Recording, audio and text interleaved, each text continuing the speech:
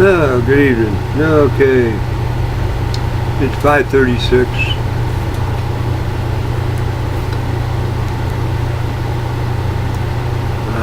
June 29th. And not much is going on. Just having flashbacks all day to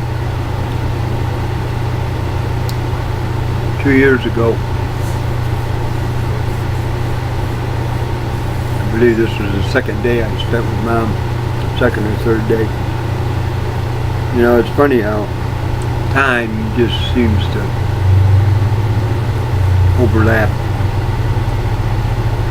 But truth always comes out in the end.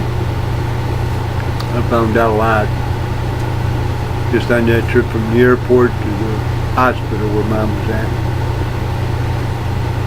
And how even family members don't tell you what the truth is. I think it's a shame.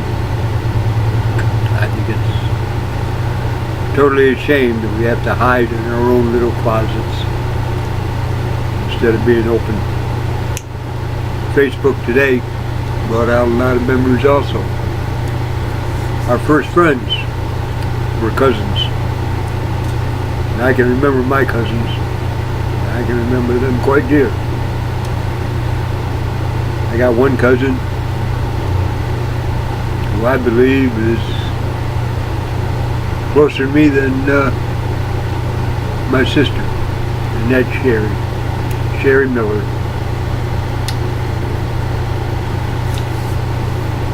Uncle Bill and Aunt Lorraine got divorced. Sherry ended up coming to live with us.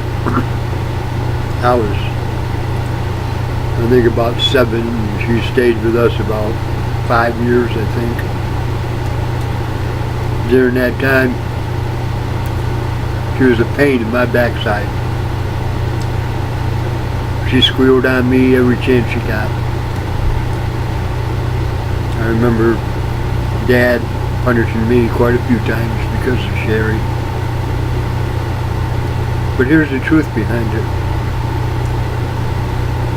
When I went home one time, Sherry and I went over to Curly's Chicken House to get something to eat. And Sherry confided in me that she loved me for me being me all during those years. You know, she didn't mean me harm. She meant me for the good.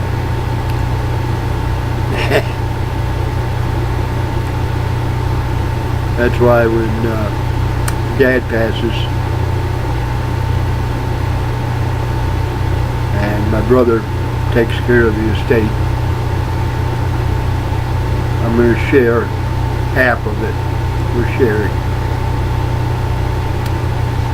And I want this to be a testament to that. I don't care what Tom thinks. I don't care what Mark thinks. And I definitely don't care what my sister thinks. But my love for Sherry, she's entitled to half of it. Because I don't want it.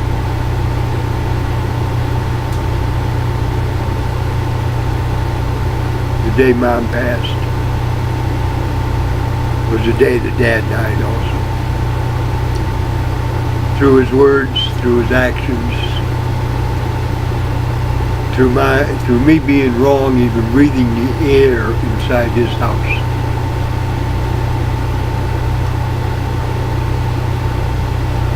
It's funny how, you know, just like that video of my son,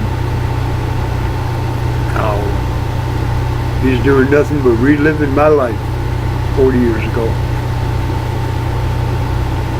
Someday I hope he realizes it. Because Chuck was a man that stood up for his beliefs. My dad is also a man who stood up for his beliefs. Even though he's dead to me, he's alive and on a pedestal to my son. which is okay by me. You know, I'm not in Corey's shoes. Never have been, never will be. We live our lives in our own shoes. Our thoughts, the way we grow, people that we give respect for.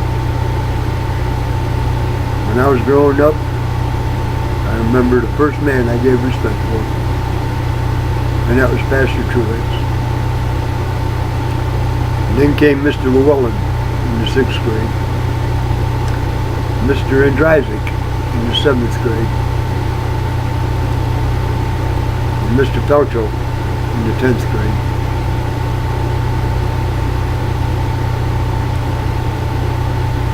Orville Swisher, when I went to work for Schweitzer's Aircraft Corporation, was my boss. One time I asked him for a raise because I was running the drill press and I was showing the new kid who was working next to me how to do the different objects that we had to do.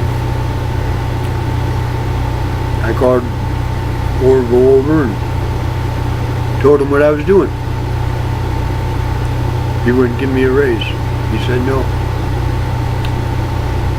So I stopped.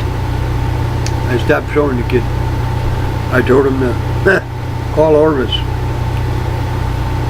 because I'm not being paid to teach you. Well, Orvis did submit the paperwork for me to get a raise. But the funny part about it is all I got was laid off. That's when I moved to Penn Yan. But anyways, we don't walk in nobody else's shoes. We don't have the experiences of other people. Molly, for instance, up in Fallon, Nevada, when she found out that her husband was having an affair with that woman. Sure, I felt sorry for Molly. Sure did. But the thing of it is, why did it happen? Was it his fault? Did he want grass on the other side of the fence? Or was it Molly's fault for forcing him on the other side of the fence? I wasn't in his shoes, and I sure wasn't in Molly's shoes. But it doesn't matter. Molly stood up for what she believed in. So, and I'm standing up for what I believe in. That's why I'm here in Yuma. I love the weather.